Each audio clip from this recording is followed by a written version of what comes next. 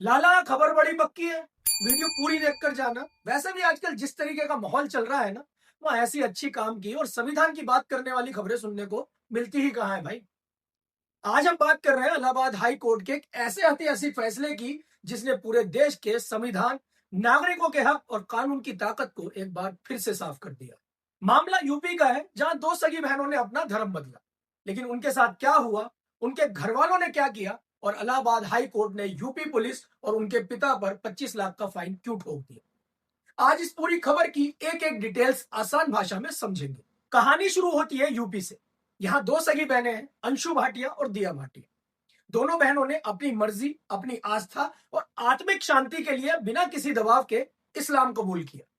अंशु ने साल 2020 में इस्लाम अपनाया और उनका नाम हुआ अमीना, और दिया ने 2021 में इस्लाम अपनाया और उनका नाम हुआ जोया।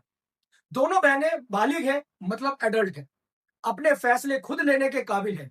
लेकिन ये जैसे ही उनके बाद घर वालों को पता चली, उनके पिता और परिवार ने इसका सख्त विरोध किया। विरोध तक तो बात ठीक थी, लेकिन आगे जो हुआ वो गैर कानूनी था। उनके पिता ने दोनों बहनों को घर के अंदर ही बंद कर लिया, इलीगल कॉन्फिनमेंट यानी गैर कानूनी तरीके से कैद कर ली। उनका बाहर निकलना बंद, उनका फोन लेना बंद और उन्हें मानसिक और शारीरिक तौर पर परेशान किया जाने लगा। लेकिन मामला पहुंचा इलाहाबाद हाई कोर्ट में हैबियस कॉर्पस पिटीशन के जरिए। बेंच थी जस्टिस संदीप जैन जी की। जब हाई कोर्ट ने पूरी बात सुनी तो कोर्ट ने जो टिप्पणी की ना, वो सुनने लायक थी। हाई कोर्ट ने देश के संविधान के दो सबसे महत्वपूर्ण अधिकारों का हवाला दिया। आर्टिकल 21 यानी right to live and personal liberty, जीने की और पर्सनल चॉइस की आजादी।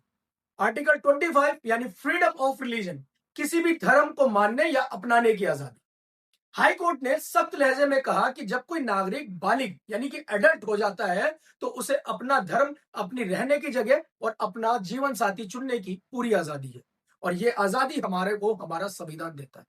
कोर्ट ने यहां तक कह दिया कि देश का संविधान किसी भी माता पिता को यह हक या लाइसेंस नहीं देता कि वो अपने बालिग बच्चों को सिर्फ इसलिए कैद कर दे क्योंकि वो उनके धर्म या उनकी चॉइसेस से सहमत नहीं है। अब आते हैं इस फैसले के सबसे बड़े आदेश पर। हाई कोर्ट ने देखा कि लड़कियों के संवैधानिक अधिकार का सरेआम हनन हुआ है। इस पर कोर्ट ने 25 लाख रुपए का मुआवजा यानी कंपनसेशन देने का आदेश दे दिया। अब आप सब लोग ये सोच रहे होंगे कि ये 25 लाख रुपए देगा कौन। कोर्ट ने इसका भी पूरा हिसाब कर दिया। 50% यानी 12.5 लाख रुपए लड़कियों के पिता से वसूल किए जाएंगे और अगले 50% यूपी सरकार और उन लापरवाह पुलिस अफसरों से वसूल किए जाएंगे जिन्होंने लड़कियों को कैद रखने में उनके पिता की मदद की या आंखें मूंद कर बैठे रहे। यह पैसा दोनों बहनों में बराबर बराबर बांटा जाएगा।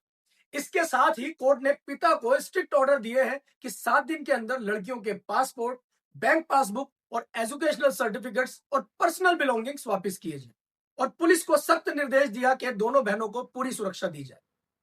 लाला, इस पूरे मामले में एक बात शीशे की तरह साफ हो जाती है।